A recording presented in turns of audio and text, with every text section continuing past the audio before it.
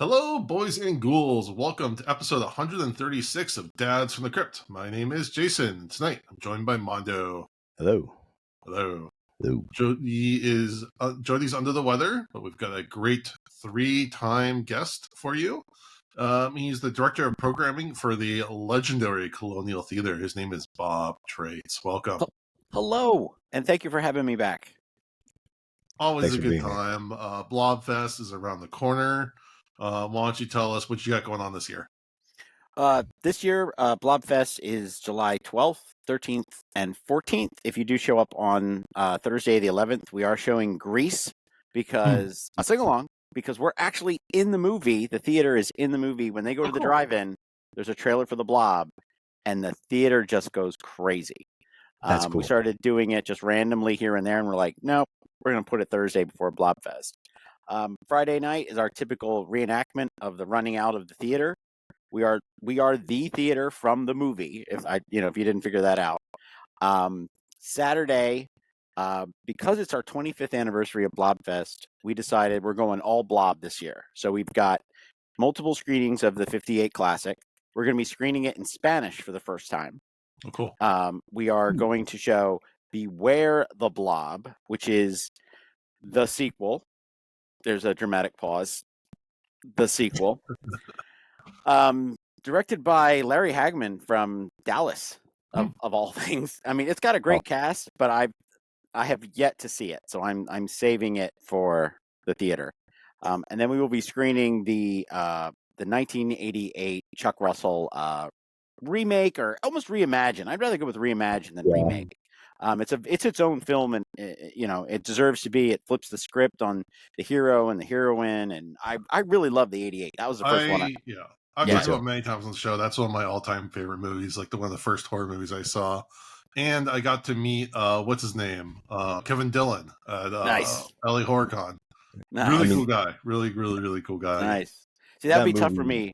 He was always Bunny from Platoon, which is really awful to say, but there's no way I could not do Bunny lines to him, which I'm sure he would probably find offensive. Yeah. And then on that's our Saturday, and then Sunday we're going to be showing the Blob again, 58. We'll show Beware the Blob. We think we may show it again there. Where a lot of people have been asking for it for a very long time.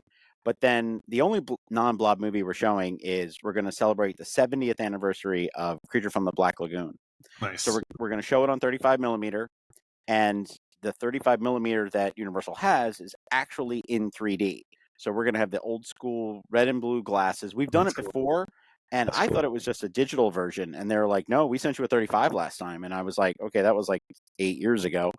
But they still have the print, which is amazing. Universal is really meticulous about keeping their film prints, and it's what I've been told by from Eddie Mueller from Turner Classic Movies is that they long put into the process of keeping the films, keeping them in pristine condition, restoring them, striking new prints. So this is fantastic, but it's also Rico Browning passed away about 2 years ago. Who is the creature in the water, and he used to come to Blobfest all the time. And I think we did three screenings of Creature from the Black Lagoon over the years. So I thought this was appropriate. We can pay tribute to him.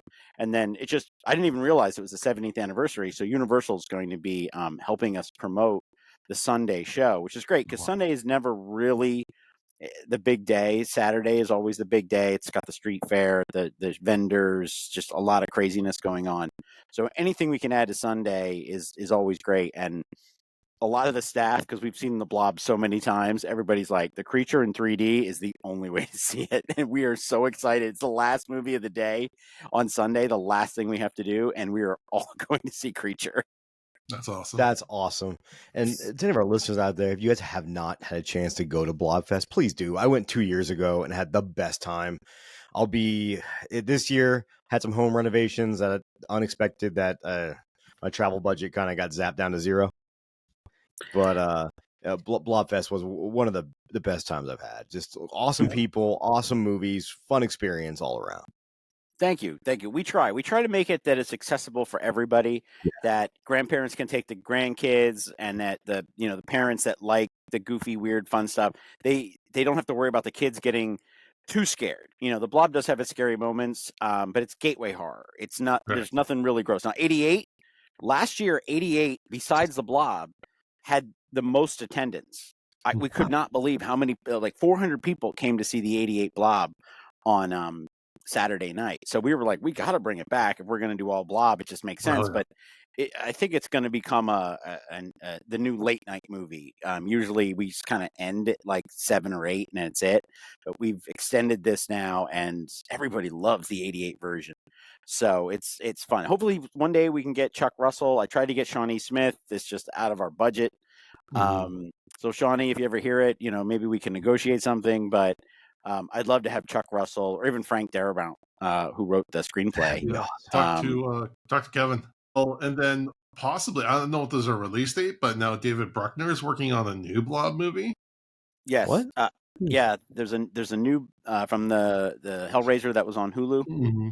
Yeah, we've talked to the rights holders, Wide Entertainment Corporation, who have the rights, for the Blob, Beware the Blob, Dinosaurus, 4D Man, a couple of others, Equinox, which is Dennis Muren's breakout movie, and we've invited him. So we have put it out there. We would just like you to come. You don't have to talk or anything. We just want you to come and see the theater and feel the fandom that's behind this movie, so that maybe a little bit of that gets into what you're writing and going to direct, and hopefully put us in the movie, which would be great. But we would just like you to come and just experience Blobfest, because it's really different. There's really nothing quite like it. No movie. There's not many movie theaters that are in movies, but actually the movie itself actually takes place inside a movie theater. Like True Romance is great when you see the vista, but it's supposed to be like Detroit and snowing. I just watched it again the other night, and I'm like, I stood right there. There was no snow on that ground ever. And that's Evil Dead 2, which is inside Donnie Darko, which is the Arrow, I believe, in Santa Monica. So that's another one where but are you watching Donnie Darko or are you watching Evil Dead? Like it doesn't work. This is you're attacked and then you run out of the theater that was attacked on screen. So it's really unique. I didn't realize until like a day or so ago that the next episode of Creepshow is directed by what's his name? David Bruckner. Oh, missed it by 1 week. When we get to it, thank you for reminding me to go back and watch that the show. So I was appreciative to oh yeah, I forgot this is on Shudder and I can catch up on them now. I don't have to wait every week anymore. I think that's when I started watching and I'm like, oh, I got to wait another week. Binging is awful. It really ruins our anticipation for things. Yeah, well, we want it now. So this week we're talking Creepshow. We're still in season 1. We're doing episode 2, which came out on October 3rd, 2019. Jody, like we said, is not feeling well, so I'll do the plot synopsis, which I took a long time to work on and edit and Google Wikipedia to bring this to you. Okay. So we open again with the creep. He does this weird thing where he's with a gypsy and she's reading his palm and the pentagram appears and she freaks out. And she wasn't freaked out by the creeper. She was freaked out when his palm turned into a pentagram. Before that, she was super on board with reading this guy's palm. Yeah, which again doesn't have anything to do with it. Was that an homage to maybe Werewolf, the old TV show? Too, I know it's in the Wolfman, but I was like, wait a minute, I just got like the werewolf vibe, that old Fox series. Okay. I was trying to figure out what it had to do with anything, but now that you mention it, okay. Yeah, I never watched that series, so I can't really comment, but that'd be cool. I think there is a pentagram in the original Wolfman. Yeah, there is in the original Lon Chaney Jr. one. There is. Yeah, okay. Now I just put that together. Okay, now it finally makes sense because I was kind of like, that's a really weird opening. But again, I wish they did a little bit more to tie them together, but okay. So the first one segment is called Bad Wolf Down. It takes place in World War II, where we have a platoon of soldiers led by Lawrence Talby. And most of the platoon gets massacred. And the remaining soldiers retreat into a French forest with the surviving men Sergeant Quist, Private Rivers, and Doc Kessler, the soldiers manage to seek refuge within an abandoned police station, but discover that the station is inhabited by a guilt-consumed werewolf in the form of a French woman, who she's locked herself in her cell with the keys, and she's trying to get to one of the soldiers' cross. That's the only way that she can die, is if she consumes the cross, I guess, is what we find out. Overcome with cowardice and paranoia, Quist locks the others in a cell before fleeing. Before long, the station is surrounded on all sides by Nazi soldiers led by Reinhard, played by the amazing Jeffrey Combs. We'll get to him in a moment. Who is vengeful because one of the soldiers murdered his son. With no other options to escape, Talby and his men resort to drastic measures, allowing themselves to be bitten by the woman and turning themselves into werewolves, where they can use their newfound ability to slaughter their attackers. And you get some good, Nazi gore, which I'm always down for. And in the mad dash to the rally point, Quist accidentally steps on a landmine and loses an arm and a leg. Talby, in his human form, confronts him. As Quist begs for forgiveness, Talby states that war changes a man as he transforms into a werewolf. And scene. All right, Bob, what do you think of this segment? I just wanted to say thank you for reminding me about the show, because I looked at, when you said the date, that was 20 days before my first son was born. And that's probably why I didn't come back to it, because we got a little busy. We were in baby mode. We went in full baby mode. So I did see, the interesting thing was I did see the werewolf segment of this episode. And I'm like, did I watch the second one? Did I watch the second one? And we'll get to that one in a second. But I really like this one. I had to turn my brain off, because I've written a script about World War II. I've read a lot of books about World War II. And it really bothers me when I see segregated troops when there's not an explanation. Because there weren't any segregated troops. And the medic here is a black soldier. So that really, I have to detach my brain. Overlord in 2018 was a movie where the one lead character was a black soldier, paratrooper. And I'm like, no, he would not have been with this unit. Like, that did not happen. So I had to really detach my brain. But once I did that, I felt like I was inside the Creepshow, Tales from the Crypt, like EC Comics world. And I was just like, just go with it, have fun, enjoy the ride. And that's where I had to turn my brain off. And then once I got to that point, I was like right back into that love of just that fun and just go with it. I think there are times, I know I do, I overthink things and I can't just enjoy myself. And I just had to do it. I'm like, I don't really 100% remember how it goes. And by the time the door locked, I was like, yep, I got it. It's like remembering the Twilight Zone you've only ever seen once. And then all of a sudden, boom, I'm like, yep, all right, I got it. That's what I would have done. Okay, we're screwed. So we might as well just all get bit by the werewolf. I said to my wife, we watched it the other night, and I was like, boy, this guy does a great Jeffrey Combs imitation. I'm like, he's just right about there, man. He's almost Jeffrey Combs. It's like Jeffrey Combs light. Yeah, when you say Jeffrey Combs, I was like, oh man. Because he's fantastic. He really is. I mean, he's been in some real awful crap. Castle Freak being one that I cannot stand. It's just a waste of Jeffrey Combs. Pretty sure that was Jeffrey Combs. But always fantastic to watch. And I really liked it. I thought it was a great comeuppance. Very low budget, very, very low budget. But I did appreciate how they got around the budget by doing the comic book thing. Yeah. And I'm like, that's smart. And that the werewolves look like the Rob Bottin werewolves from The Howling. That was great. With the ears coming up, I was like, of course Nicotero is going to make the guys do that, so that they pay homage to Joe Dante and Rob Bottin's werewolves. I just thought that was great. So I really liked it. All right, Mondo.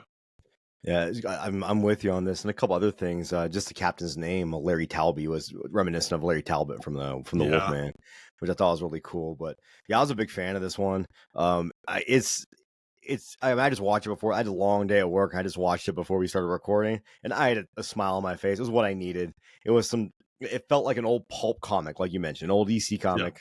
Yeah. It felt very Tales from the Crypt, with a lot of great action, a lot of great gore. I love, and you did bring this up, I love the scene where he's transforming into the werewolf, and you see his face starting to transform, and then he said it goes to the comic book and shows the rest of the transformation. Brilliant.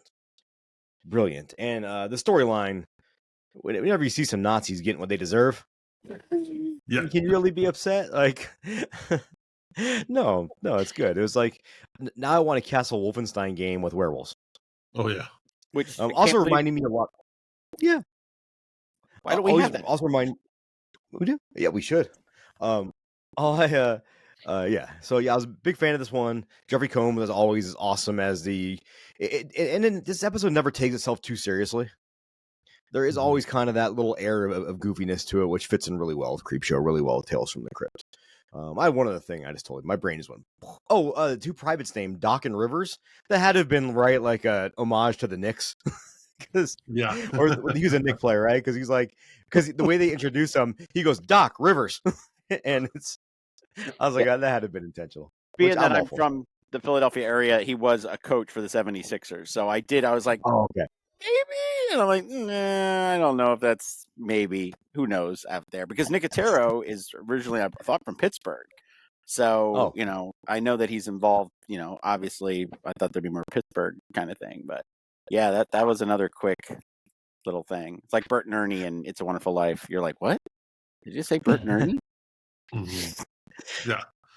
Yeah, I'll hop in. This is like the most Tales from the Crypt episode that we've seen so far. This could easily have been the Tales from the Crypt. Very, very easily.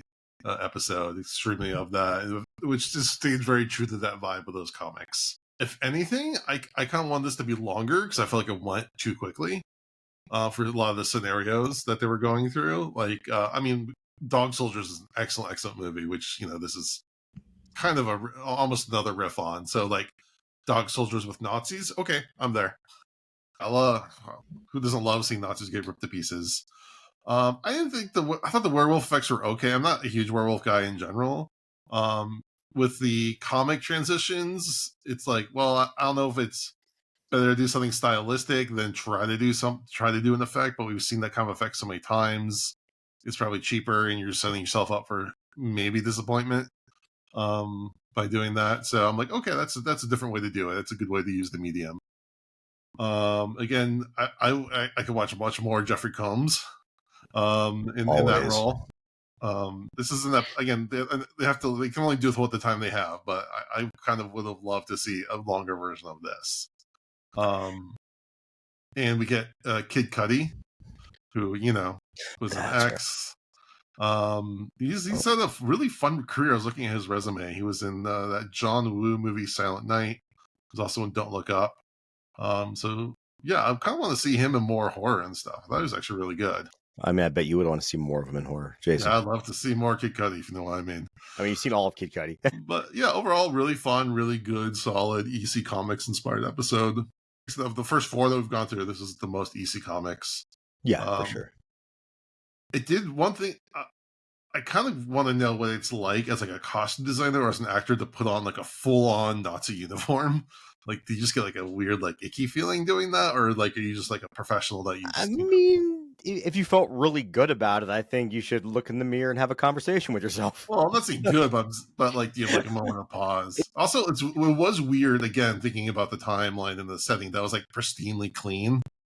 Mm-hmm. You're still in the war zone. It looked a little too clean for my taste, but it's always the budget of how much time you have, what you have to do. One of my favorite episodes of Amazing Stories is Day at the Beach, where I believe Charlie Sheen, and it's kind of like D-Day. They're going in with the troops, and then there's a guy who's the nerdy guy that they all pick on. That's the first full half of the episode, and then this guy becomes this huge hero and saves their asses.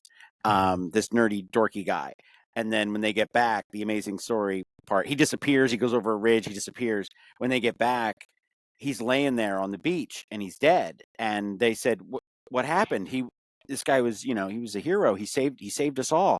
And the guy who drives the boat up says, he never made it off the boat. And it's like, whoa, it was that. But, you compare that now to like Band of Brothers where they're dirty and they're sweaty and the whole bit. Even then I thought historically some of these guys are pretty old to be, not the Germans, but the Americans. They're like, shouldn't you be between like 17 and like 24? Like the sergeant seemed a little bit older than maybe he should have been. But that's nitpicking. You see that a lot in war movies because I think they don't want to remind us that it wasn't like people our age, grizzled, going out to war. It was kids. Really. One nitpicky thing, is it me or did they not even try to shoot the lock off the jail cell? I figured at least try that before you go straight to werewolf. Hold on. You do know that doesn't usually work, right? You just happens the bullet ricochets and hits somebody and kills them. I mean, I would try it. Hey, dude, they survived though. They became werewolves. It's fine. I know. It just seems like to go straight from, well, we're in the situation, werewolf. See, but then if you shot the lock and it didn't work, and I got shot in the leg, now I'd be a werewolf with a fucked up leg. That's not okay. But how does that work? Do you revert back to the moment you were? Like on True Blood, the one redhead, she was a virgin, and then she became a vampire. So then every time she had sex, she went back to being a virgin again as a vampire. Really? You're just like, that's just like, okay, that's some like twisted storytelling thought things that you're going through here. Like, oh, well, I got shot for the werewolf, and I'm always going to be the bleeding guy before I become the werewolf again, and then I'm fine. Okay, Hey, maybe, who knows? I'd just be upset if I had to hobble around on 3 legs. Because Jason decided he was going to shoot a lock. I don't know. I feel like, again, they only have so much time, and I would have liked a lot. Again, I would love to see like a longer version of this episode to give it more time to breathe. I'm just happy that you live in California where you can't have a gun. I'm not touched that with a 10-foot pole. Okay, this episode was directed by Rob Schrab. He wears a lot of hats. He does writing, directing, producing, and acting. He did Community, the Sarah Silverman program, Rick and Morty. Just a really, really long, varied resume. Really talented guy. Yeah, and Jeffrey Combs, Reanimator, The Frighteners, Would You Rather, and then, of course, most recently, Onyx the Fortuitous. Again, just a legendary guy. I know a bunch of our friends met him this weekend at Horror Hound in Cincinnati. Nice. I was thrilled. Star Trek Enterprise, when it was on UPN, was not the best show. But when Jeffrey Combs showed up as an alien, and he was like a reoccurring alien, not quite a good guy, not quite a bad guy, had like his own agenda.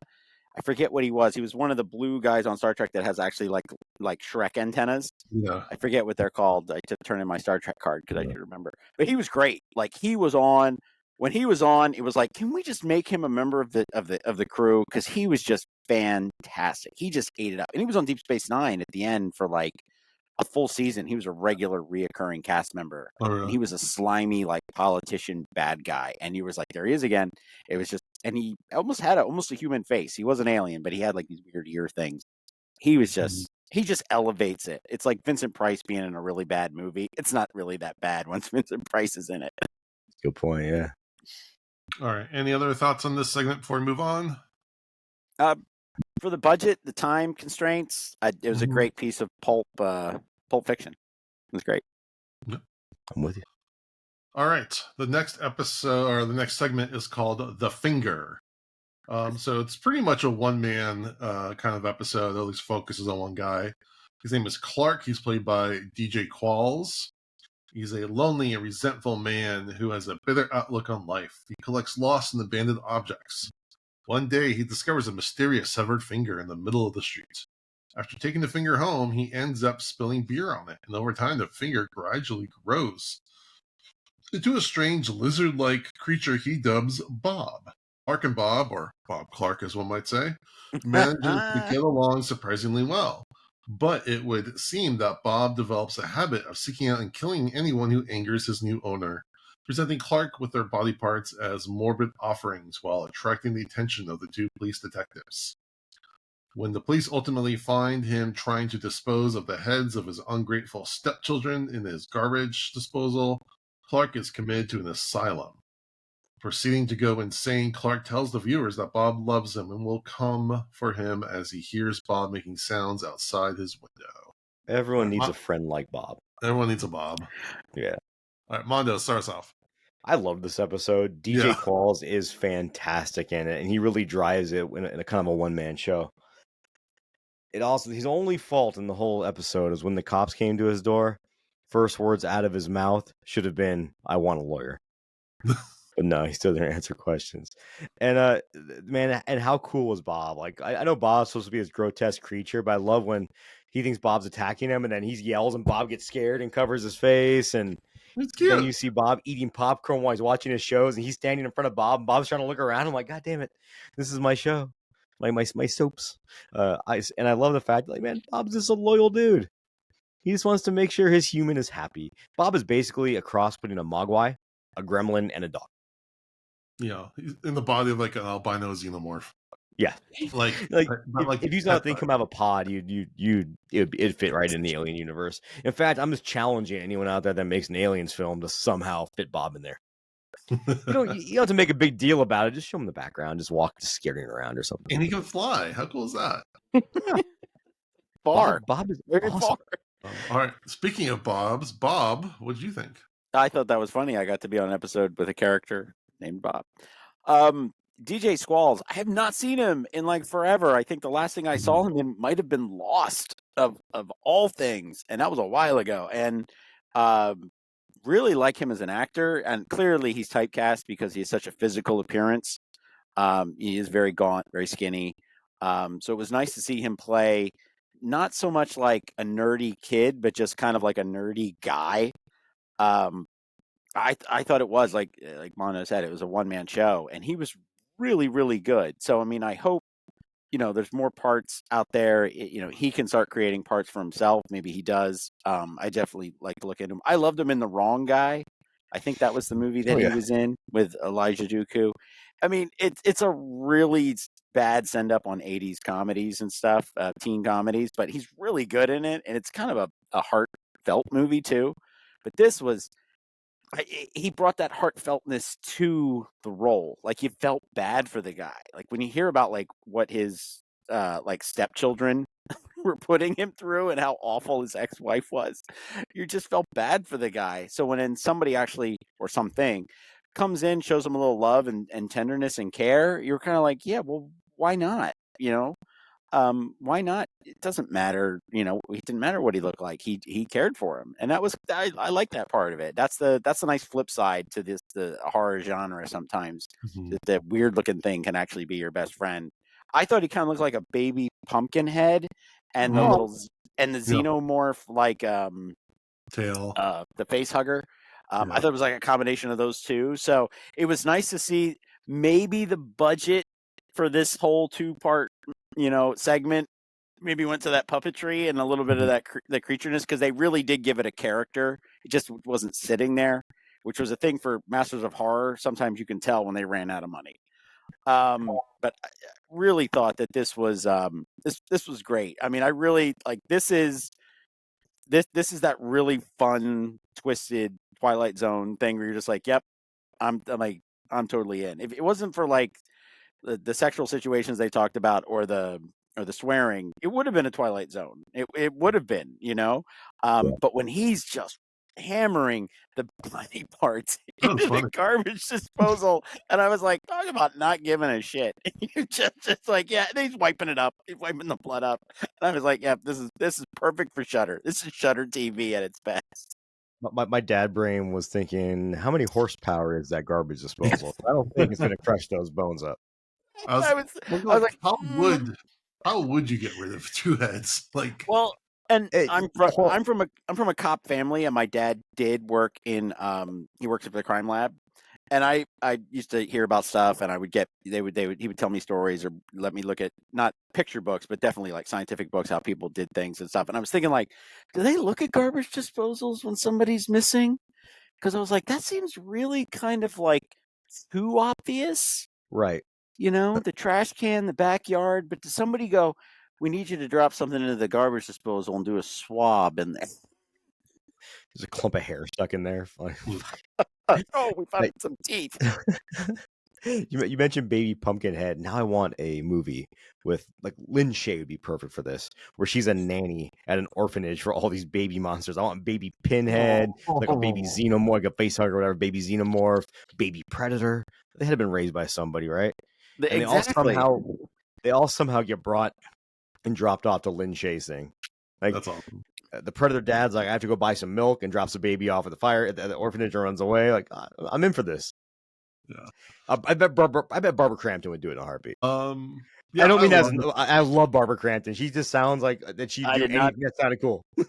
Yeah. I didn't think that was like to say, oh yeah, she'd do it. No, I was like, no, I want her to do it. No, this is gonna be good. I really like this. I like that like they brought him to the edge of what we would consider an incel kind of type, but they didn't go anywhere. But they didn't like go over that edge, or they didn't go in there. Part of me was like, oh no, is this where we're going? They did a tiny bit by the way he was talking about his ex-wife, but it wasn't on the nose or anything. But then they justified his anger. Yes, towards yes, that's true. Yeah. So it wasn't like, yeah. So I like that they're able to depict an angry single man, divorced man, but not make him be a huge asshole. Like, I'm sure this isn't the most pleasant guy to be around, but they didn't go over the top with it. So that was kind of nice.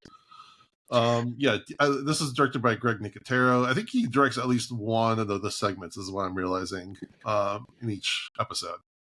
I love DJ Qualls. I mean, Hustle and Flow was a great movie. I love Road Trip when that came out when I was in college. I forgot about Hustle and Flow. That is such a good movie. It's such a good movie. And he was most recently in Cabinet of Curiosities, which, Bob, have you watched that? Oh, I think we watched one or two, and then the second kid showed up. So it really killed it. He was time. He's in the Dreams of the Witch House episode, which is a really fantastic episode. Really? So I thought, wasn't that my least favorite one?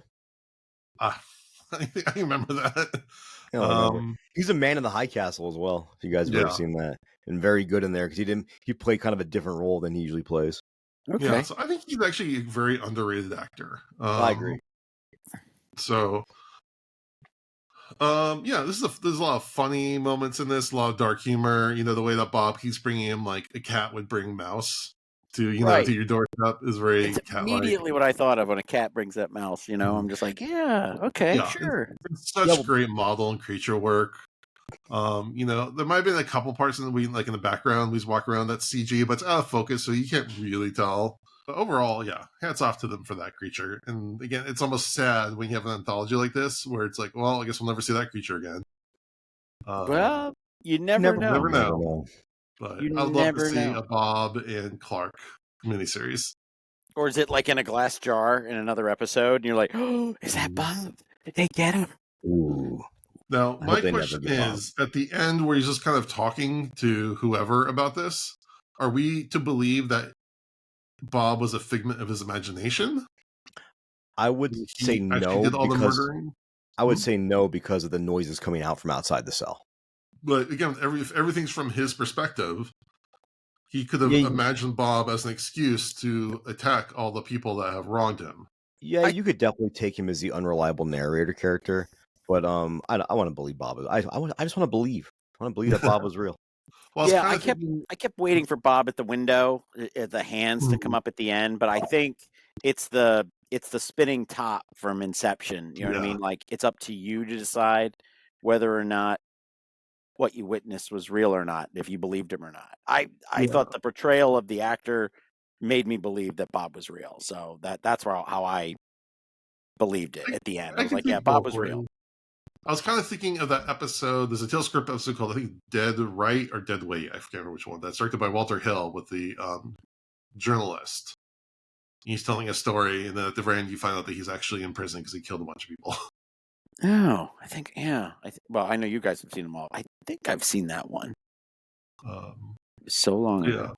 It's interesting the way they pair these together, because the first one is like very EC Comics, very traditional, and then this one is way out.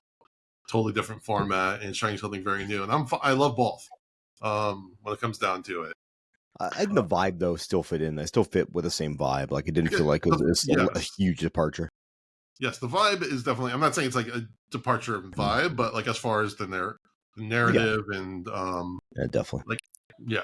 I wonder if there's a thought process to what they do. It's like they have all the little scripts and they lay it out, and then they're like, all right, is it budget constraints or is it flavor? You know what I mean? Like, all right, we've got werewolves and we've got a little funky monster who's killing people. These two go together. You know, next week we've got I believe I saw the one with those kids set somebody on fire at Halloween, which is really depressing, but really good. And then I even forget what the second one was because that first one just literally burned into my brain about how awful that was and that those kids got what they deserved.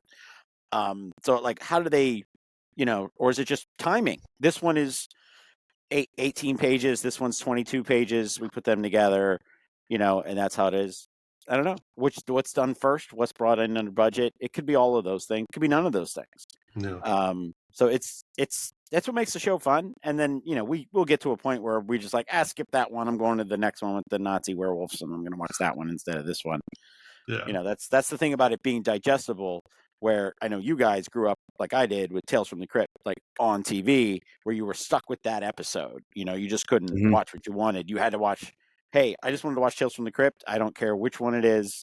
I'm just going to watch it. Just like watching The Twilight Zone. You were happy it was on. You didn't care which one it was. All right. Any other thoughts on this segment? No, I like that the cops were just kind of like throwaway. I did like the part where he just like closes the door and you're like, oh, did he just shut the door for the cops? He's like, actually, I did this 20 minutes later, but... Oh. Because, by the way, you are 100% allowed to close the door on the cops if they don't have a search warrant. Just saying. Yeah. Hey, I don't have anything... I know my rights. Doesn't look good? No, that's for my lawyer to figure out. All right, let's do our rating again, Bob. We do 0 to 5, 5 being the best, 0 being the worst. You do half points. We'll do a rating for each segment. What rating do you give for each of these segments? I'm going to get over my historical accuracies of the first one and go with a 5 for the first one and a 5 for the second one. I had so much fun just watching both once I could turn off my brain for the first one. And I was like, I haven't watched anything that just really made me just smile as I'm watching it and just kind of like applaud for what I was seeing and how ridiculous, but yet how fun and true to the story that it was being told was. So that was very refreshing. It's been a while. Yeah, I enjoyed both. I'd highly recommend, season 1, episode 2. Definitely check it out. You'll have a little bit of little monsters, big monsters, werewolves, Nazis get killed. DJ Qualls, one-man show.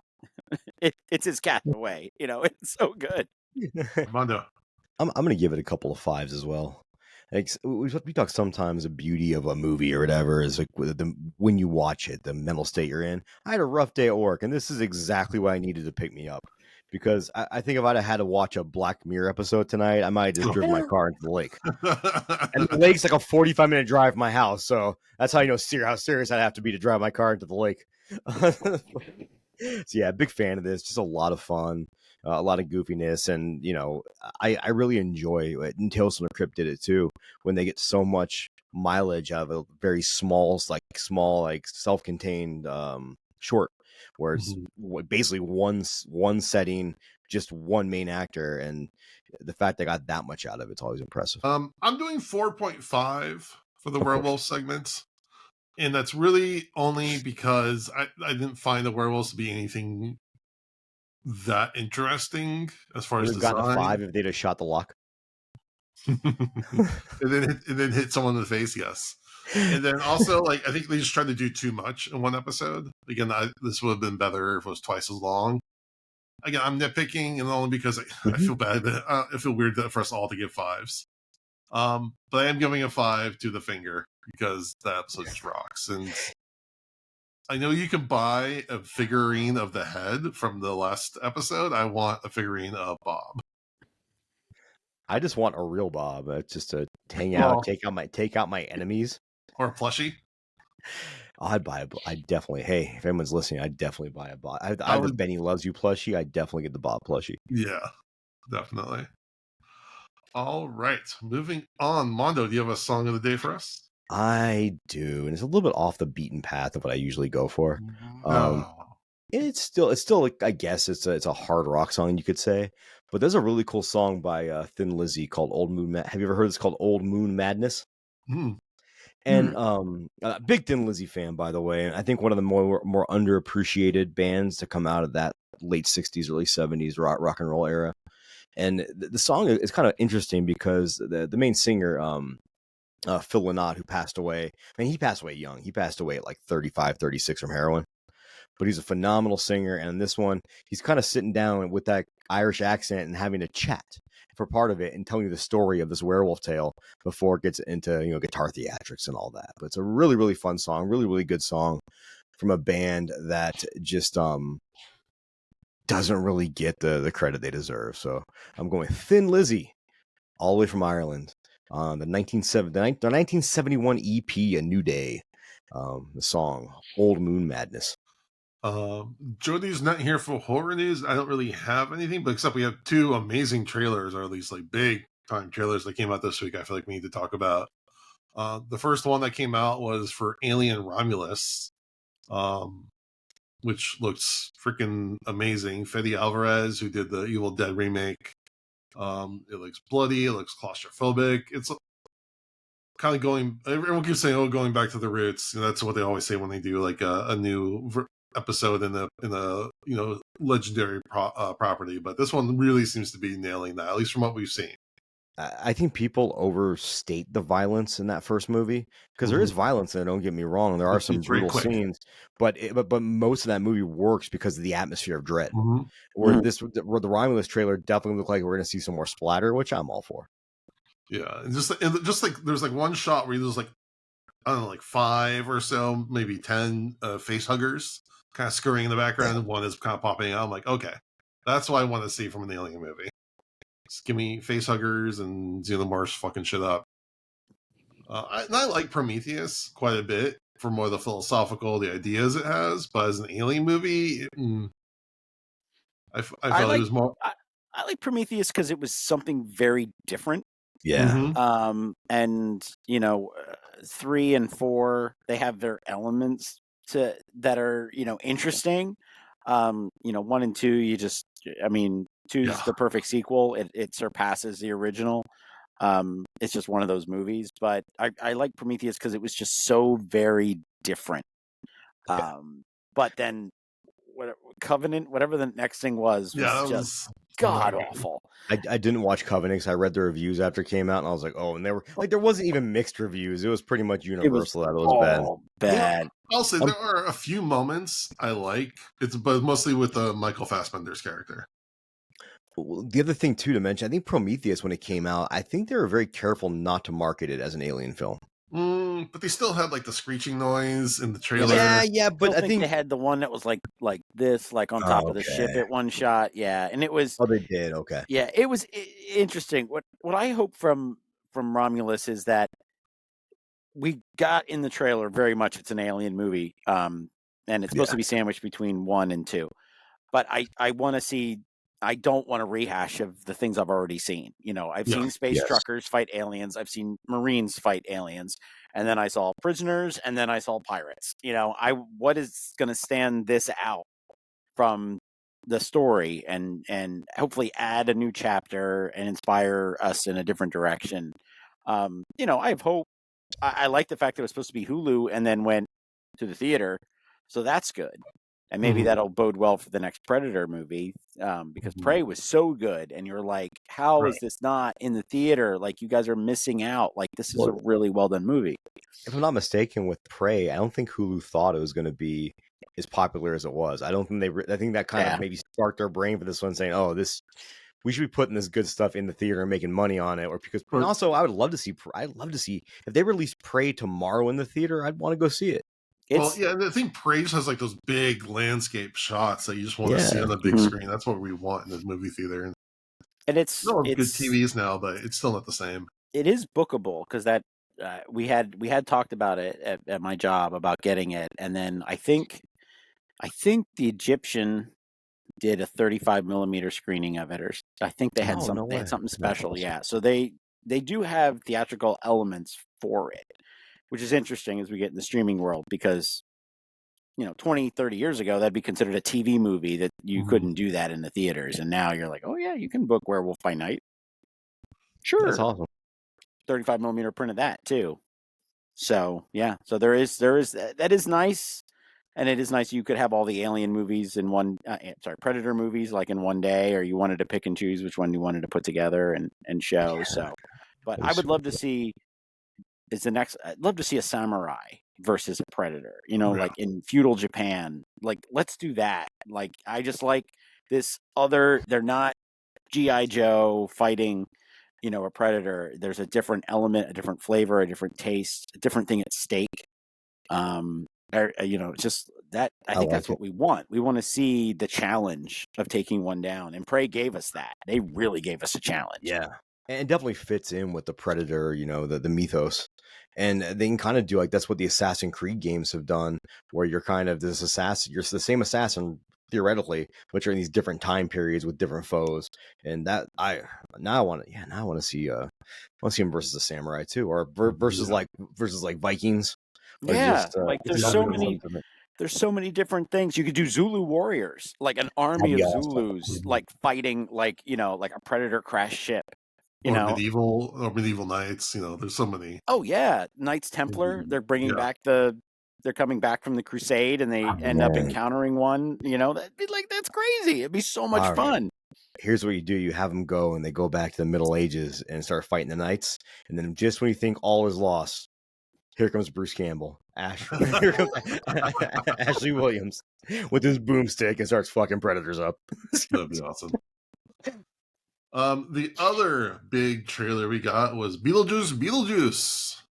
And I just rewatched Beetlejuice a couple weeks ago with my daughter, showing it to her for the first time, and she loved it. And I showed her this trailer. It's like the first time I think I've shown her a trailer, and she's just got over excited. It was just over the moon with the idea of seeing this. So it doesn't give us much at all. It gives us even less, I think, than the Alien trailer does. But again, it gives us the vibe, and it's a perfect trailer. That's all you need. I hate too many details in my trailer. This trailer was quick. All it shows is, oh, look, here's some characters you might recognize, and here's Beetlejuice, and you're gonna have a good time.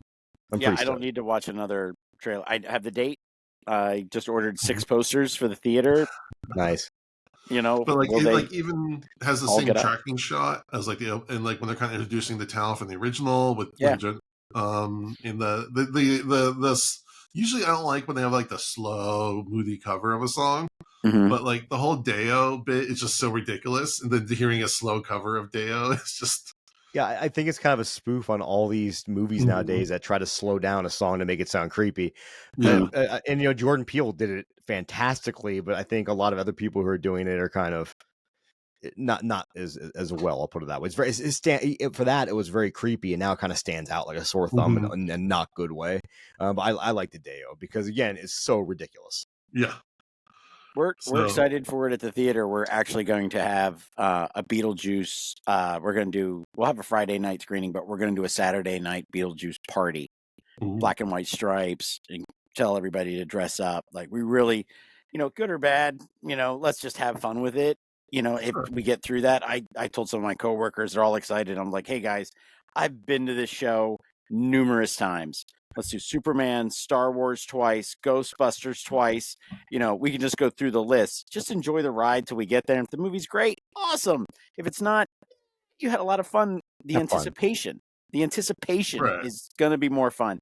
And then we can all go to the store and buy all the other Beetlejuice stuff that we want that we never got the first time around. So not that they don't put new stuff out in the stores every Halloween now. I just got the Bio Exorcist sign last Halloween for my kitchen. I showed this to my wife. She's like, cool. Oh yes, we're putting that in the kitchen. I was like, perfect. There we go. My wife and I always joke that whenever Spirit Halloween's opened up, that's the one time a year we have to buy home decor. That's when Spirit Halloween opens, or whatever Halloween store around town. That's when I can buy a thing from my office. Nowhere else in the house. Just a couple cool releases in theaters. Love Lies Bleeding still in theaters. Yeah, I really want to see that. I was a big fan of that one. Kristen Stewart's fantastic in it and playing really outside of her wheelhouse. I don't want to spoil anything, but I heard one review that said the ending kind of gets weird. I don't know what that means. It definitely does. The ending almost took me out of it until I kind of realized I had to think about it. Then you got to think about it. Okay. But also Ed Harris is phenomenal in it. Yeah. I didn't even know he was in it. Wow. Okay. He's like long hair. He's all. He looks like Mr. Burns. Yeah. Ooh. Yeah. That's you know what? Real life Simpsons episode, Simpsons movie. Ed Harris is Mr. Burns. There you go. Damn, that's a good one. That's a good one. And Immaculate is out in theaters. I highly recommend that one. Just a new that's right. take Your on wife was out there. You quotation. just saw all the movies. Yeah, it's all the movies. And then tomorrow night, I'm gonna go see Late Night with the Devil. Yeah, I really want to see that too. We just booked that. It's going to open for us on Friday. I saw you guys post that, and I was like, I mean, I see you guys post all the cool stuff, and I'm always jealous. Which is nice of you to say, because I get emails all the time of, why are you doing this again? Or why are you booking? Why aren't you booking this? Or why aren't you booking that? And it's like, it's nice to have somebody say, thank you for booking something that I actually want to see.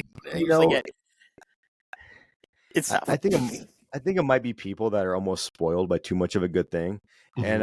And I look at it as like, man, if your theater was in Las Vegas, I don't care. Show fucking Ghostbusters every weekend. I'll come see it twice a month. Like it's good. It's good. And I think what people don't realize too is sometimes you do multiple screenings because you might not be able to catch it the first time, so you want to catch it the second time.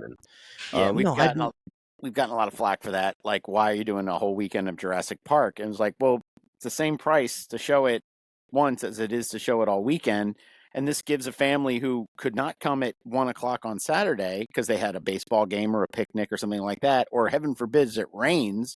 They're like, hey, 7:00, we're going to Jurassic Park. We actually can go. Or Sunday night, we're going to go see Jurassic Park. We're going to spend time with the family and do that. People are like, why are you doing that? And it's like, because it's a good movie and people like it and it's fun. And you guys do such a variety of things there. It's not like if you don't like what's on this week, it's not like you're not going to have something you'll like something. There's going to be something there that you're going to like. So those just if you guys are emailing Bob and hating on his picks, like just fucking stop. Just get out of here. Just be happy that you have a theater that plays cool movies and a really cool atmosphere nearby. Yes. Thank you. You guys have a great drive-through too. Like, man, it's just jealous. I'm just so jealous. Maybe next year we are try to go. I really need to find an excuse. I really want to go this year for the anniversary, but it just wasn't in the cards, sadly. Yeah, well, I mean, 26, we don't even know yet. There's all kinds of things. Maybe you could premiere. That's right. 26 is the anniversary. That's right. No. This is the 25th is this year. Oh, okay. 26. As we get closer, we add more years and stuff. It's just like we always figure, how can we top from one year to the next? And it's there's things that fall in our lap sometimes, and other things are just like when Mystery Science Theater came in, that fell in our lap. That was great. But then we never know, like all of a sudden Chuck Russell could say, hey, I want to come and talk about my movie, and I got Shawnee and Kevin and they all want to come and be a part of this. You don't know if something like that could happen.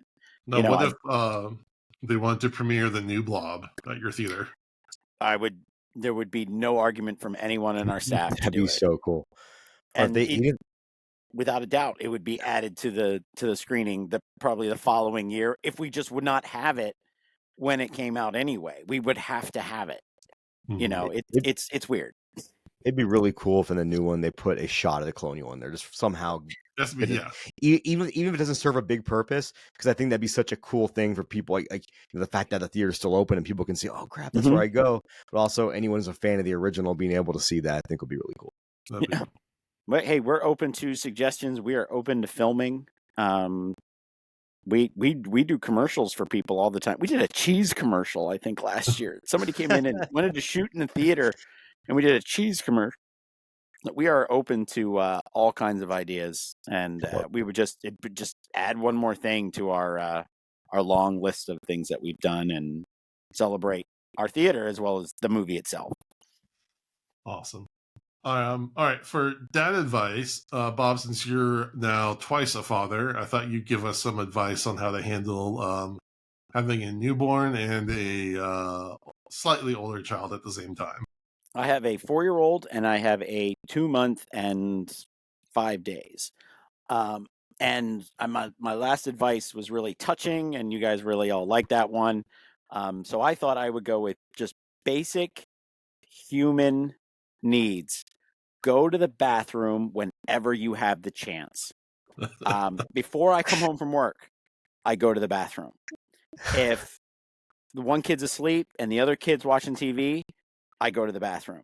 Because you never know when you're going to be trapped under the sleeping 2-month-old, or you get, Daddy, can you please sleep with me tonight so that I can, because he's scared, or the monsters, or he had a bad day or whatever. And then you're like, yes, but you hadn't gone to the bathroom yet. So then you play this game where you're wide awake, your bladder is just crushing you, and you're like, is he asleep yet? If I move, he's gonna get up. So how long can I sleep there? How long can I just lay still? And you do the Coyote Ugly, the tuck and roll, and you're ready to chew your own arm off, but you're like, I really have to go to the bathroom.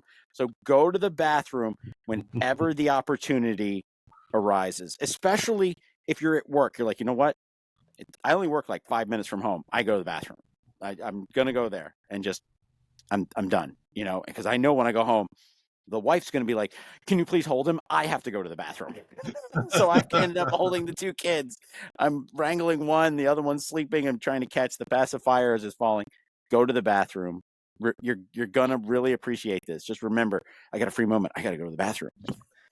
I mean, that's great advice everywhere. Because if I leave somewhere, if I'm going to Home Depot and grabbing something, I'm like, I might have to pee. I'm going to go to the bathroom just in case, because nothing's worse than having to pee and not being able to. I think it's one of those men of a certain age conditions. Once you reach, also taking a 4-year-old to the bathroom is a whole other nightmare in itself, because you're like, don't touch anything. What are you touching that? Why are you touching the? Why? Don't touch. Can you just stand there? I have to go. You don't have to go. The handicapped bathroom at Target is great because it's like a huge box, and you just shut the door. But now he can open the handle himself, so you're still going, and he's like, click, click. Oh, he's popping his head out into the store. You're like, that is so. If you go to the bathroom before you leave to go to Target, you're in the clear zone. But of course, that's usually when he gets in the cart and says, I have to go to the bathroom. So then you start the whole other craziness of, don't touch that. Don't touch this. Why are you touching that? It's just. Why did you put that in your mouth? Why? Like, why are you doing? And I'm trying to explain germs to him, and that's just a whole other thing. We went to an Easter egg hunt on Saturday, and it was inside because the weather was so bad. I was like, we're all going to get sick. This is just terrible. This is how COVID started. Well, initially, remember, the kids weren't getting it. There were no, kids were not infected. That's right. So everybody thought, why aren't the kids infected? And then it took a couple of months, and then it was like, oh, the first 4-year-old got it. And it was like, oh, well, finally, now the kids can get it too. Dogs got it at one point. Yeah, dogs and felines too. All got my dad advice. Yeah. I like it. The other thing my son used to do a lot was he would just drop trout all the way to go to the urinal in the public bathroom. That's whatever, man. I think when you walk in and see the little kid doing that, you just laugh and go about your business. Yeah, I don't want the Costanza where he has the shirt off yet. We don't want to go through that. So I'm telling him to you do the tuck your shirt up under your arms, okay? Then you don't pee on your shirt, So we're going on that, but. As far as bathroom dad advice goes, as soon as he saw me stand and pee, he had to stand and pee. And that was it. And I was like, oh my God, that was the easiest thing ever. I want to be like Daddy. So then he would go, and you're like, oh my God. I thought this was going to be a whole thing. This big process. Nope. Yeah, my child was real easy too, because I think she realized very early she hated having a wet diaper. So when we started potty training, she took to it right away. She's like, "No, I don't want to go back to this bullshit anymore." Yeah. So this is a twin problem, because my son, he has a twin sister, and she can only go potty sitting down. So it took him a while to figure out that he doesn't have to do it that way all the time, because he thought, But you can sit down as a male. It's okay. In the mornings, I like to sit down because I'm tired and groggy. Do any of you have the male friends that are only allowed to sit at home? Hold on a second. Allowed? They have to sit when they go.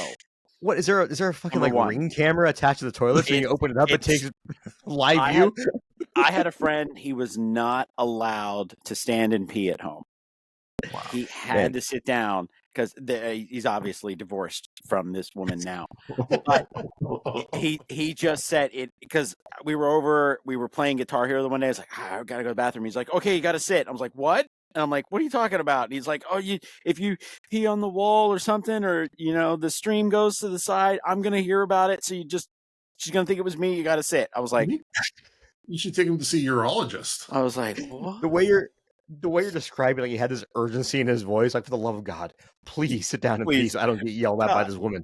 Please. And I was just like, oh, there's a lot going on here. Like, this is if his scary. pain is that bad, is it like a kidney stone? Yeah, or... my follow up is: did you sit? And if you didn't, did you let intrusive thoughts? I probably did. So so he wouldn't get in trouble. I might have let my intrusive thoughts take over and just peed all over the bathroom and went home. It's like awful to say if I didn't like the guy, I probably would have just, you know what? Let's just see what happens here. I can see him like walking the door, just hand him adult Depends and says, just put this on, man. It was all the trouble.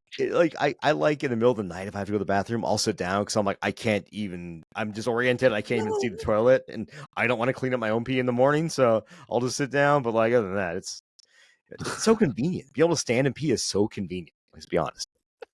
Like I guarantee you, if you're listening to this podcast, ask your wife right now, saying, "Do you wish you could stand up when you pee?" And they'd be like, "Yeah, definitely do." Which you can do as a female as well. It's just not as. It's just there's going to be a mess. So I'm sorry, I didn't mean to take the show that way. This isn't mom advice. This is the golden hour of That's from the Crypt. It's golden something. Twins. I wouldn't even think that would be like that, Jason. That you would have the boy and the girl, and they would be like, "Well, why can't I do this and you can't do that?" And yeah, it's a whole thing. Wow. Yeah, and now, is there any other little twin things? Because I've heard, I met a chef once that he and his brother lived next door to each other. They were twins because it was like they had to be that close. Like I was just like, really? And he's like, yeah, my brother and I live. Why wouldn't we? And I was just like, because you're your own person, I mean, they've been sleeping in the same room their whole lives, and they're almost 10, and they haven't brought up the idea of sleeping in separate rooms at all. So I think they're just like, that's just okay. They're just that close. Okay. So do you have any weird? And then relatively near future, they're probably going to want their own room, but right. Do they have any weird telekinetic powers where they talk to each other or anything, or their own twin language? Not they let me know about. Which they shouldn't. Like, if they can do that, they shouldn't tell me. Yeah, exactly. If they could, I doubt they'd tell me. That's how you get experimented on by the government. Like, you don't want that to happen. Their names aren't Luke and Leia, are they? No. If they were, they'd be destined to kiss, and that's just weird. Yeah. Oh, that's just weird. Though my neighbor's dogs are Lando and Chewie. That's cool. Oh, they went the Lando Chewie route. That's awesome. All right. Well, that wraps up another episode. Bob, thank you for joining us. Where can people follow you in the Colonial Theatre? The Colonial Theatre is we spell it a little bit different.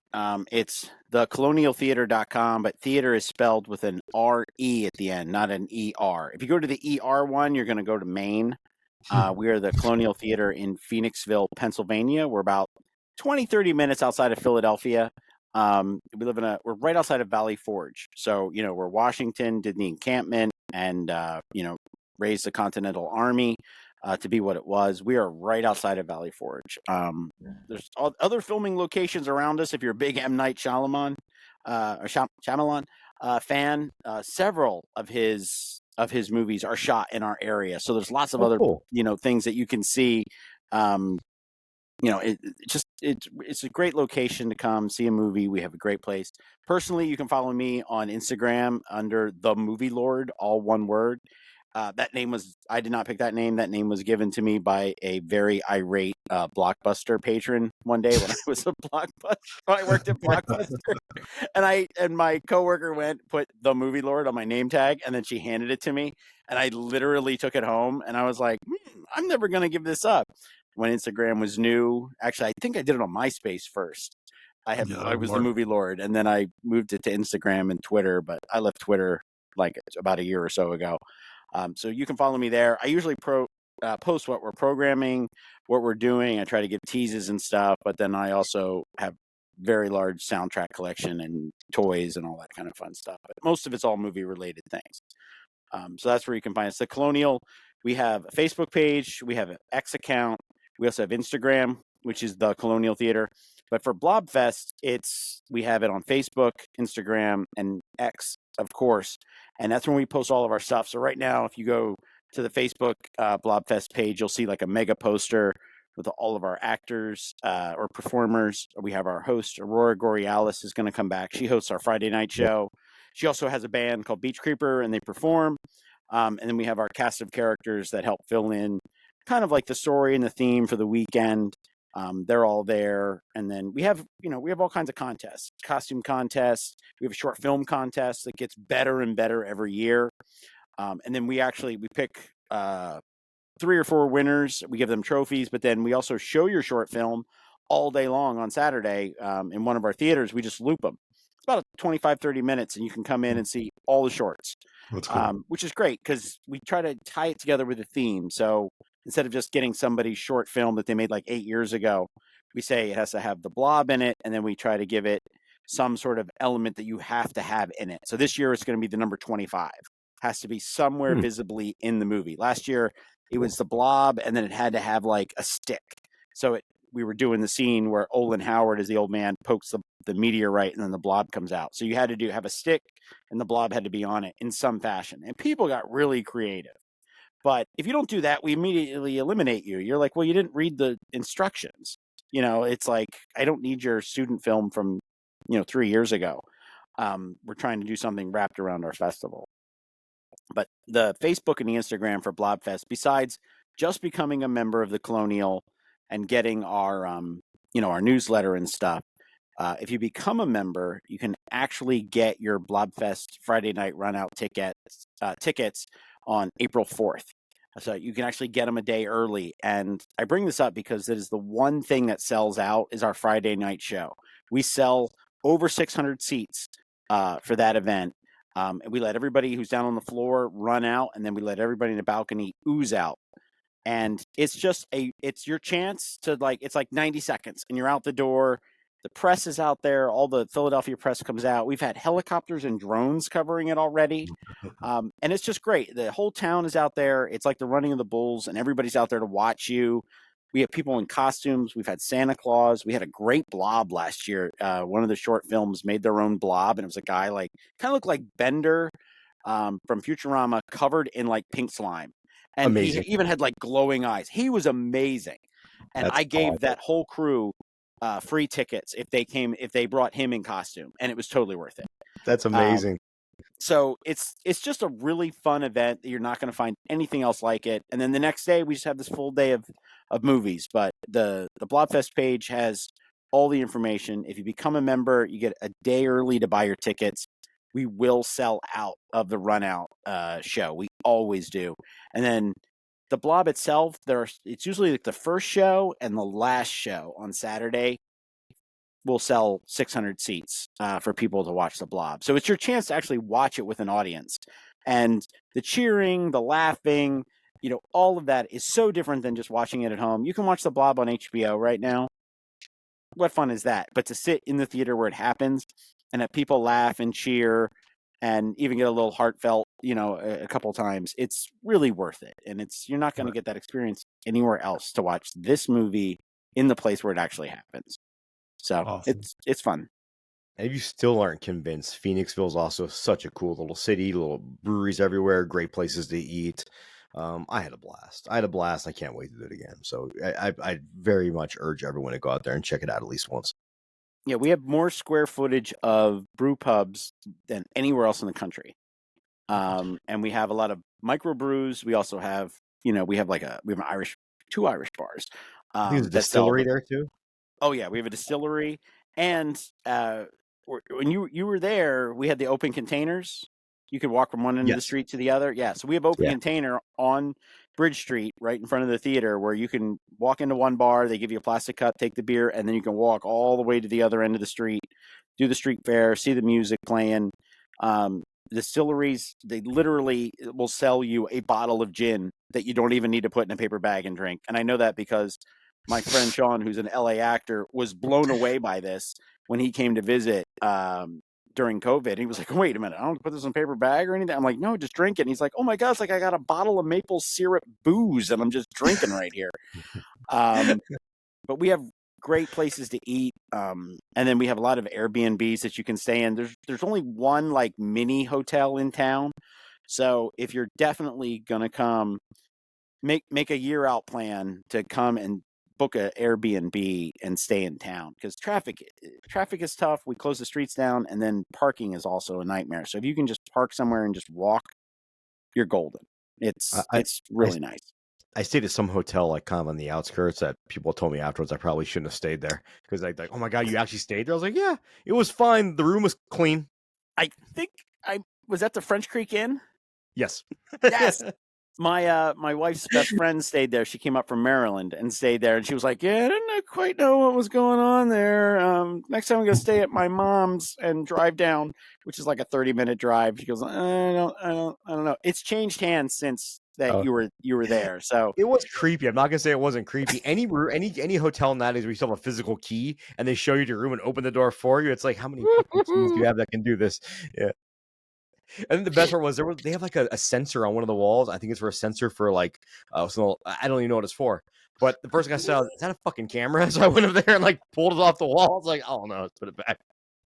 I faced the other direction, put it on the nightstand. Like, you start doing the James Bond thing where you're looking at the top of the lamp. You know, is that a microphone or a camera? What is that right there? Yeah, definitely find an Airbnb to try and stay if you can. And that's why I say book a year out. A lot of them last year were already booked the next day. We were hearing from people like, where else can I stay? I'm like, it's over. And they're like, no, I'm booking for next year. And I'm like, we don't even know what the theme is yet. Like, what are you talking about? Booking for next year?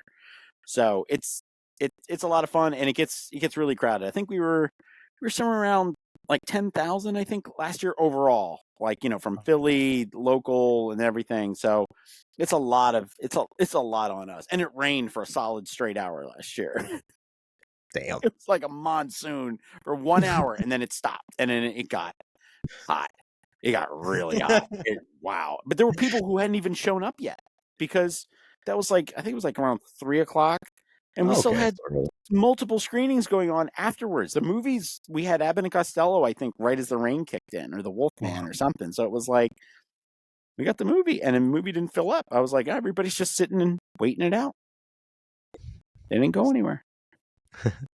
All right. Well, Bob, if your couch is open next year, maybe I'll crash with you.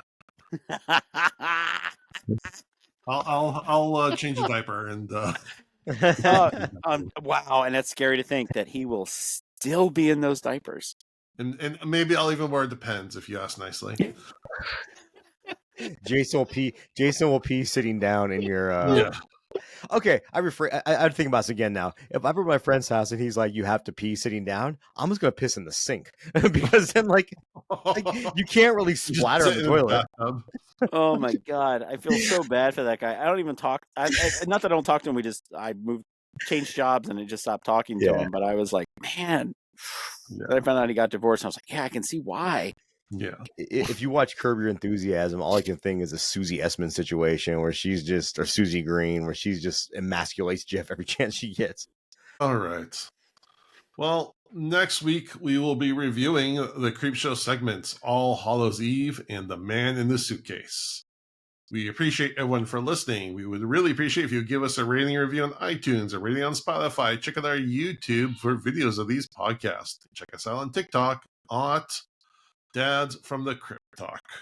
With that, we thank you for listening to Dads from the Crypt. Follow Dads from the Crypt on Facebook, Twitter, and Instagram, or I will follow you to the grave.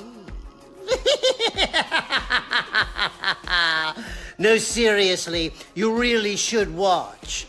But be careful what you ask for. You may get it.